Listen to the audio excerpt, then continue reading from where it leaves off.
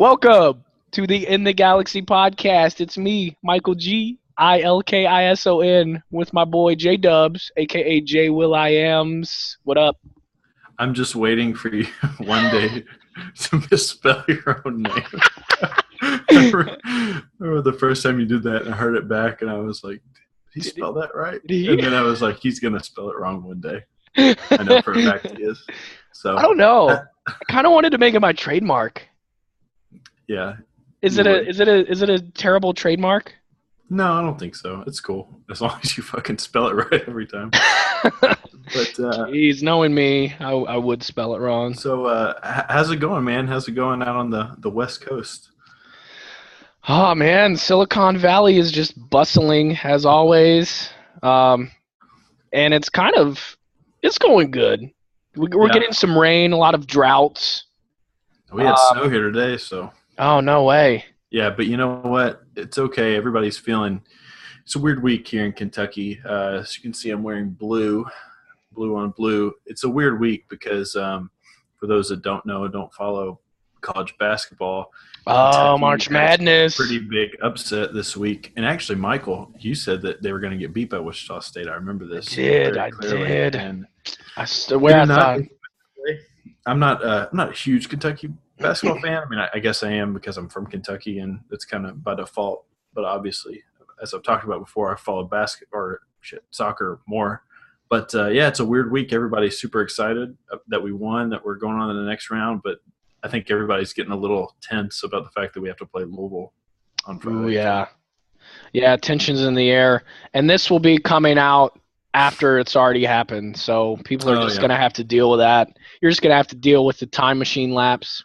Well, maybe. I mean, today is Tuesday. We typically record on a Thursday or Friday. And hopefully, for the record, I hope everybody's enjoying all the content that we're putting out. Going to stay pretty consistent. I just put out the first one from the last podcast that we recorded. Got a Kendrick Lamar one coming out. Probably by the time you hear this, it'll already be out. And a Bon Iver.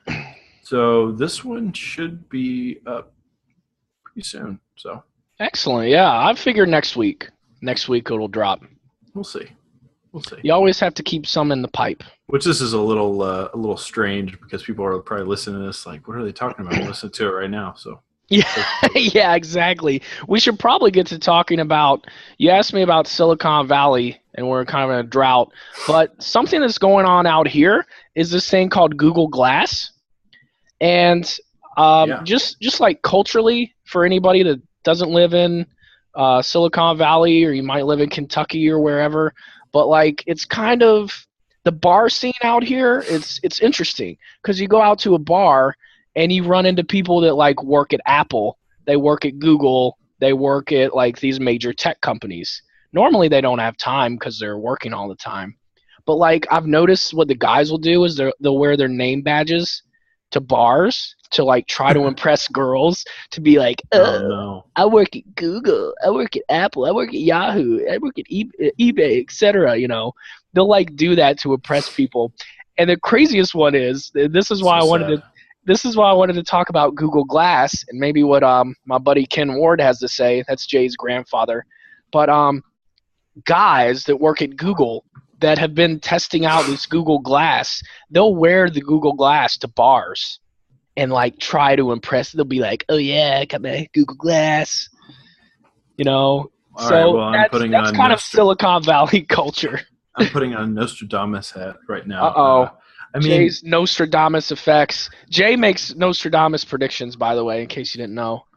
Well, I mean, this whole Google Glass thing, I mean, honestly, it should be worn to bars. I mean, it's supposed to be utility that you should be wearing once it's accessible to everybody. The idea behind it is that you're supposed to be wearing it at all times. It's supposed to be as accessible and as meaningful as your phone would be, from what I can understand. I mean, it's glasses, for God's sakes. You know, it's meant to do, from what I've seen, it's a direct link straight to your email. You know, video and audio kind of interface connectivity. All that type of stuff. I'll interject there and just tell you what I know about it. So if you haven't heard of Google Glass, they're like actual glasses that you put on your face, and they have like a thick metal band that goes over the ears. Now, if you want to click on something, then you push the actual wire that goes above the ear. You push on that, and that clicks. Now, if you want to scroll up and down, I don't know if it's the same side or the other side, but if you want to scroll up or down, you grab the other arm around the ear hanger and you push it forward to scroll up and then backwards for down. So that's kind of how it works a little bit. But what I was I don't know. Honestly, I think of the movie The Jerk with Steve Martin. They do look a lot like those. Yeah. About when everybody goes cross-eyed for wearing those glasses. Oh, that's what I think of. But I mean, it's funny that you mentioned about accessibility because when the phone came out, it was probably weird when people were like, they're holding the phone up to their face. But like, I think Bluetooth is kind of weird when people just have Bluetooth in. They're just walking down the street and they look like a crazy person talking. I mean, maybe culturally we're just not. Maybe culturally it's just not the norm for us to see that. Maybe that will be the norm one day. Have you seen or heard of the movie Her with Joaquin Phoenix? Oh, I have. Yeah, that's the new Spike Jonze movie, right? Yeah, have you seen it? I have not seen it, and I have not seen the main character, Scarlett Johansson, either. What do you mean you've not seen in that movie? Oh, well, she's not in the movie. She is the voice of a technology device in the movie. It's actually that was my joke that I didn't see her because it's a voice. Her is a voice. Go on. It didn't come across, but that's okay. Yeah. I love you anyways. It's actually pretty neat. It's a pretty neat concept. The it's good. It's not the greatest movie in the world, but the whole concept behind it's actually pretty interesting. I think it lends itself to what we're talking about right now. Yeah. They actually have a Bluetooth device. It's like a little earbud that they put in their ear, and it's pretty much audio wise. It does everything that kind of a Google Glass would do. You know, it sorts through their emails. Like there's like a scene where he's walking down the street, and it's pretty much reading off like all the spam. He just like delete. So that's a pretty interesting movie about how all that stuff kind of works together. But just in terms of accessibility, the way I'd heard about Google Glass and the whole concept behind it, and I thought it was kind of interesting. But I started seeing YouTube ads for it recently, and I was like, that's weird. Is it even out right now? Well, I went on their website and I did some research. This is actually before I knew we were going to be talking about it. But right now you can actually sign up to participate in the Google Glass project or whatever, and essentially they send you the Google Glass and you try it out, and you know, kind of like a beta test period, and you try it out, you go through it, you know, make your notes and stuff. But and I was like, oh yeah, I'm going to sign up to get Google Glass, until I read down through it and I found out you have to pay them over $1,000 to do it. Yeah. If you get selected, you have to pay over $1,000. It's ridiculous. How much are these things going to be? I mean, I just, according to my research of just now, it's around $1,700, so it's close to $2,000. So is that how much it's going to be when it comes out? Because nobody's going to pay for that. Actually, I see, $1,750 on eBay, ironically enough. But I mean, yeah, so it is going to be expensive. But no, that's right now. But surely when it comes out, it's going to be way cheaper. It's got to be way cheaper. There's no way there are literally zero features that it could offer that would make it that much money. I mean, that's almost as much as a desktop, as an iMac would cost. Oh yeah. The crazy thing that I'm amazed with about Google Glass is it makes me think of Stephen Hawking, the physicist. He's got of course that automated voice system, and the reason why he's able to talk is because there's a sensor that picks up eye movement in his eye. Right. And he's able to twitch his eye, and that's how he's able to generate language through a computer. Well, here's the thing. Even though he's a genius about physics and stuff, he might not be able to move his eye anymore at one point. He has Lou So Gehrig's disease. yes, yes. So what I find interesting is they already have technology out to where if his eye is not able to move anymore, they already know a chip that they can put in the brain that where he will just have to think something and it will produce into language. They've already been working on this technology. I don't know if they've used it yet, but the technology is out there. Well, I have some experience in working with not the microchip technology, but with Shoving eye chips in gaze. people's brains. Kind Sorry. of. I mean, that's kind of essentially what we're doing right now. But the Wow, very true. but no, eye gaze technology. Actually, my parents, they own a complex rehab equipment company. They basically sell high end customized power wheelchairs, and they work a lot with Lou Gehrig's disease patients. And if you're not familiar with the disease, essentially what it is it is a deterioration of the human muscle and your functionality of your muscles. So I mean, you might not be able to move your hands, you might not be able to move your eyes, as Michael said, and just your lungs and whatnot are a muscle, and your ability to swallow is a muscle, and you can lose that ability as well. It's a very awful disease. But It's they, my heartbreaking. my parents actually have worked with individuals that have that need with voice assistant voice assistive technology, and they have an eye gaze system. Basically, like you said, it picks up retina movement, and if you gaze at a certain point on the screen, it'll click it, and you can do this and that. And there's all kinds of cool stuff out there for that type of technology. And man, I don't know, technology in general, it's just it's amazing what you think. I mean, this is kind of off topic, but kind of on the same lines. But you think of performance enhancing drugs right now, stuff like testosterone drugs and whatnot that can help athletes do incredible things. Think Yeah. about in the future, dude, they're going to be putting like microchips in people's brains to make them have better brain functionality, to think quicker, think more reactive. They're going to start having all kinds of stuff, Change their robotic limbs diet. and stuff. Like imagine if you could alter someone's brain chemistry to change your diet to eat to where you could just become a monster. Well, not even that. I mean, even reactions. I mean, somebody throws a baseball at 110 miles per hour, and your brain, for some reason, you're an athlete that can only hit a 98 mile per hour ball. It's all about your reaction and how quick your All brain right. can process, the ability, the quickness to get your arm in motion to swing that bat. Well, what if there's a technology out there that they could put something in your brain to where a computer figured that crazy algorithm out for you, and you swung that bat just at the right time? It'd be like some freaking Terminator shit. Not some of the later Terminators, not the crappy ones with like Christian Bale in it, but like some of the earlier Terminators, like those. That would be freaking awesome. Like what was the kid's name in Terminator 2? Edward Furlong. Oh my Edward gosh. Furlong, yeah. He was such a good actor. He He's in American was. History X. Whatever happened to him? Oh, wow. I have no idea. I don't want to. When we listen to this later, we're going to be like, oh, well, he's actually in Colorado now with his own pot dispensary. But I don't know. I'm just making shit up again. I'm going to look it up while you're talking.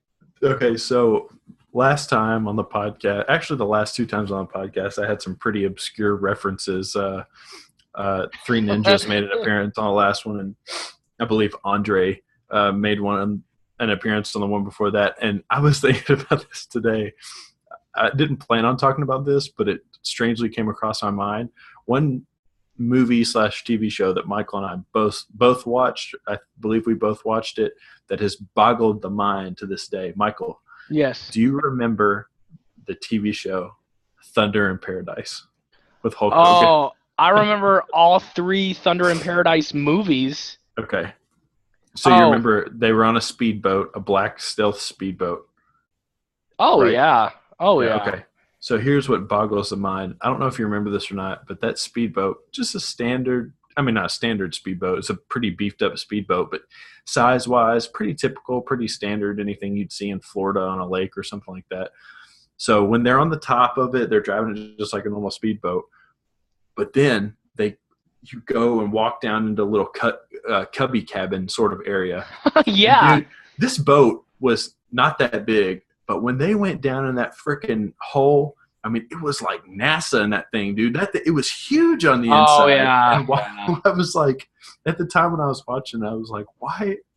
How is all of this stuff in this little boat? Like, it makes little to no sense whatsoever. And like when Hulk Hogan makes that huge bubble, and they just are somehow miraculously just able to breathe in like this hot air balloon like bubble for 20 minutes. That's another thing they did. It's just like, what? This is not physics. This is not possible. Hulk Hogan would have to go on these missions where he would swim underwater for long periods of time, and they'd be like, "Oh no, how is he going to do that?" And whoever his little sidekick would go, "Oh, you don't know? In the Navy, they called him the Dolphin." Forgot about that, dude. Under the water. They called him the Dolphin, and then not only that, but they were like, "And we have these," and they held up these little cans. They held up these cans. They were like not that big. I mean, they might have been as big as this bottle of water that I'm holding up, and they would put them in their mouths, and they would swim for long periods of time. And I was like, there is no way, dolphin or no dolphin, that this dude is holding his breath with this fucking can of air. Like, I mean, come on. And even that string. And we just bought it, just like the Mr. Miyagi freaking Three Ninjas grandpa. It's not Mr. Miyagi that's in Three Ninjas. Just like the Three Ninjas grandpa, we bought it. Hook, line, and sinker. Hulk Hogan the Dolphin. Oh, and guess what? Gosh. Wrestling was real, just in case you didn't know. Well, I mean, here's the thing about wrestling being real. One of my comedian friends, Jesse Hett, he has a bit about wrestling being fake, and he's like, well, I mean, it's not exactly fake. I mean, you don't go to a theater production of Oklahoma and point at the stage and be like, you know what, this is fake. They're not really up there. They're not really in Oklahoma. They're in San Jose. Yeah, that's a good bit. Oh, and before I forget, Edward Furlong apparently likes to beat his girlfriend now in the West Hollywood area, according to PerezHilton.com, which was the first hit that came up. He looks pretty rough in it. He's got he's pretty much always looked rough, considering he would always play like 18-year-olds when he was like 35 years old. I mean, yeah, he does have that young face. Like, I have room to talk with a young face. Yeah. But yeah, apparently he's in and out of jail. Of course, that's all they're going to cover, though. Poor guy. Poor feller. So yeah, back to Google Glass. Oh, I thought you were going to talk about Hulk Hogan swimming in underwater caves like a dolphin. No. You do remember the fact that his nickname was the Dolphin on that show? I do now. Because you said it. That's good. Jeez. I guess that does connect to Google Glass, because that boat could drive itself. Yeah, pretty much. That boat could drive itself. I mean, I guess going back to Google Glass, here's my question. Here's my thing with it. I think it's cool. I think it's a really, really neat idea. One thing is I feel like that little window that's in front of your eye could get annoying after a while. I mean, I don't know. I haven't worn it, but what are your thoughts on that? I mean, that's what makes me think it's going to be all like Steve Martin in The Jerk, of where it's just like people going cross-eyed. I mean, Google has a lot of intelligent people working there, probably all smarter than me, and they've got this figured out. They're like, well, no, actually, where we place it in the and they don't talk like that. Where we placed it in the have you seen the math convention? They probably know. Yeah, they probably know like where to place it without going cross-eyed. But I'm just wondering. I am tied to my phone. Since I've got this smartphone, I'm just like on it all the time. I'm just like, well, let me check Facebook, even though I just checked it 5 seconds ago. Well, I mean, and not all as convenient as a lot of technology seems. I mean, not everything people really want to adapt to. I mean, yeah, I think it's cool. Here's the thing. At the end of the day, what can this Google Glass thing do that a phone can't already do? That's my question.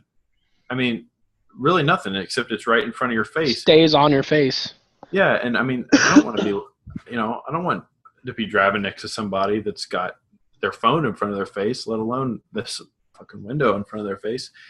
But what I was saying, like, not all technologies, even though they're convenient and they make life better, take off. I don't know if you remember when they said that the Segway was supposed to be the next big invention. It was supposed to be bigger than the internet. I remember when they said that on the Today Show and they came out. And the only people you see using Segways are lazy ass people, mall cops and stuff like that. I mean, like, and campus security. I mean, I don't know. I'm usually not too skeptical about new technologies and stuff, but I'm a little bit more skeptical about this. For some reason. Like, I'm in the same boat because I've got a few friends that work in the tech industry, and they just have to work crazy hours. I mean, I'm talking like 8 a.m. until like 9:30 p.m. and weekends. So, like, putting in 15 to 16-hour work days. They're always working on this technology, and it's progressing too fast. I don't think that's at least for me, I like to have a little bit of downtime, some personal time. And I know these people get stressed out too, because there's pressure within the company to work long hours. Right. So with that said, like with my iPhone, I've got like 5 freaking updates right now from the App Store about all my apps. 5 updates. And it's just like, you know what? This is a pain in the ass. I don't want to update this. I don't need all this stuff with my apps. So can we just give my friends at the tech companies like a weekend off so that people can just not update their apps, just like we know they're not going to? Because let's face it, the normal person doesn't run the updates. Heck, I work in technology, and I haven't even updated to Mavericks yet for one of my computers. It's just like, okay, I know what Mavericks can do.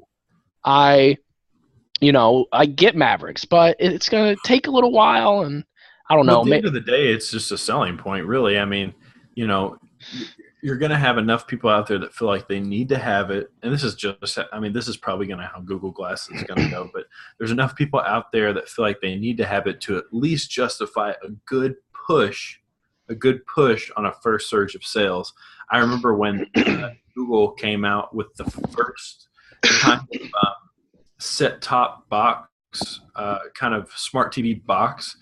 I mean, Apple TV had one for a while, but people weren't really big on it until it kind of came around in the last probably 4 or 5 years.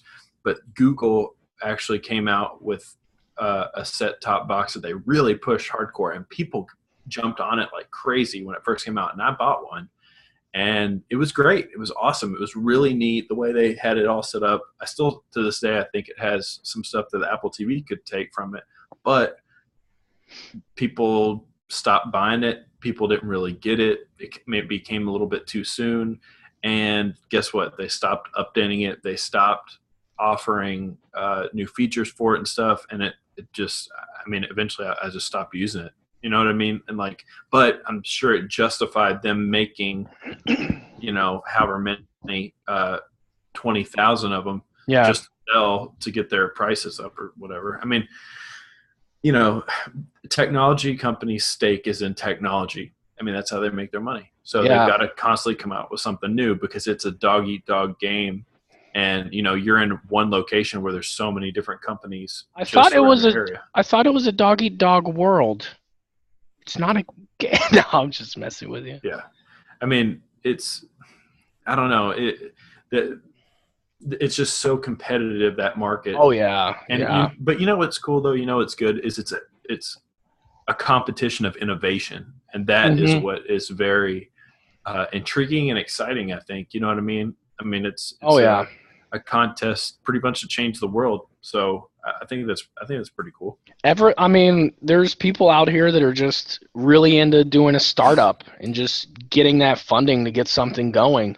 And I agree. I think that competition's really cool, and I like that. But like, as far as like all the updates and stuff, one way that I keep current to compare is I'll keep some devices not current and then others current just to notice the change. Like for example, on my iPad, I still have the old iOS operating system on it. Now my iPhone, I've got the new iOS 7 on it. So I'm able to go back and forth between and actually look what these developers are doing. What I think is kind of annoying from Apple is like when it wants you to do updates, you'll click. It's normally like, do you want to update your computer now? And it's like yes or no. But with Apple, they've got a new button. It says updates are ready, and then it only gives you the option like restart or details. So you have to click details to where it brings up another box that you have to read and then exit it out. Yeah. And I'm just I like, haven't noticed that. I'm like, can we just not do that? Can we just say later, later, later? But I don't know. I probably shouldn't be saying that. I should probably just be like, you need to update your devices as soon as you can. Well, I mean, if we want to go a little bit conspiracy theorist, let's do it. I know. I think that if you don't update here's what I've noticed: people who fall a little bit behind updating their stuff. I mean, this is true what I'm about to say, but if you don't update your device and applications that you use on a day-to-day basis, they start working and they keep working and they keep working. Eventually a bug is going to find its way through that app system that's old, and you're going to say, okay, well, I'll just update it now. Well, you can't update it because not only are you an update behind, but you're actually probably about 6 updates behind, and the new updates aren't supported on the version that you have. So you're fucked. You need to go and update your whole iPhone. And I've had that happen before with my laptop. Like, this is what I don't like. Apple used to be a lot better about this.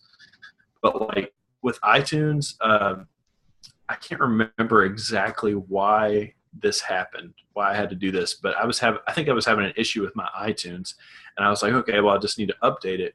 Well, I went to update it, and they're like, oh, you have to download the new iTunes, whatever it is, 14 or something, whatever. I don't know. Yeah. And so I went to download iTunes 14, and they said, oh, well, you can't download iTunes 14 because you need to have Snow Leopard or whatever it was at the time. That was the same thing for me. I had to call Apple to get a disc to update to Snow Leopard so that I could update to Lion. Yeah, and so and then I was like, so you're telling me I have to buy a whole new operating system just to download your native music player? That's stupid. That's really dumb. Like, I shouldn't have to do that. I had to upgrade to Snow Leopard in order to get the App Store application on my laptop, because pre-Snow Leopard, the App Store is not on there. Yeah, I mean, and the App Store is how you upgrade your operating system now. Well, yeah, exactly. Discs are obsolete now. It's like, guess what? I want to spend money. I want to actually contribute to your company by spending money and not pirating it or whatever. I want to spend money. So you're telling me in order for me to spend money, I need to spend probably 3 times as much money in order to spend money? That's stupid. That's ridiculous. I shouldn't have to do that. Well, it is. We are in that American culture of where it's like, I want the cheapest thing right here, right now, and I don't care who it affects as long as I get it the cheapest. Well, yeah, but I mean, eventually people are going to come around to the fact, one day I want to walk into Apple and I want to say, hey, I want to buy this. And they're going to say, well, you can't buy this until you buy this first. I'm going to be like, look, dude, I know you're freaking enslaving Chinese people, okay? Just give me the software that I want, all right? Can you do that? Can you give me the software? Because you have nets around a building that's building your phone so people don't kill themselves. Why don't you sleep at night by giving me what I need? I'm trying to pay for this. I'm trying to pay for this right now, and you're telling me that I can't. And why don't you go to your home? Are you too good for your home? While you were just trying to give me this stupid runaround, somebody just jumped off your building into the safety net. So I'm just saying. But, I mean, it's just like, gosh, I don't know. I mean, at some point, I feel like these technology companies, and maybe it's already happened, but they might turn a corner from innovation to just putting dollars and cents in their pocket. And, some people have even suggested that Apple might have started to go down that road a little bit. I don't know. I don't think so yet, because I think if they had done that, they would have already had an iPhone with a much bigger screen to compete with the Androids and whatnot. But they're set. Their new CEO's doing a good job, but we've only got 1 minute left here in our podcast. That's all right. That's okay. We've been rambling on. So, but yeah, I mean, if while we're on the newest iOS 7 operating system, I mean, it does kind of look Androidish. I think Steve Jobs is rolling around in his grave just because of how Androidish it looks. But you know, that's a complete other can of worms. Final thoughts on Google Glass, Nostradamus? You know, I'm anxious to see what happens with it. I'm anxious to see when it does come out how much it catches on, if it's just like a hot thing at the time. But you know, no pun intended, but I guess we'll just have to see. That's perfect there. Yeah, I guess, I don't know. We'll have to wait it out. Maybe it'll be like another Virtual Boy gaming system. Maybe it'll take off. Maybe it won't. Which is a subject for another Tech Talk podcast. It's a subject for another Tech Talk podcast. Jay, thank you again for your Nostradamus predictions. Thank you, and stay tuned for the next 2 episodes this week. We're doing our record reviews. Yes. Jay picked for me the Issues self-titled album, and I picked for Jay Pharrell's new album, Girl. Stay tuned, guys, and we'll catch you in the galaxy. Later. Thank you.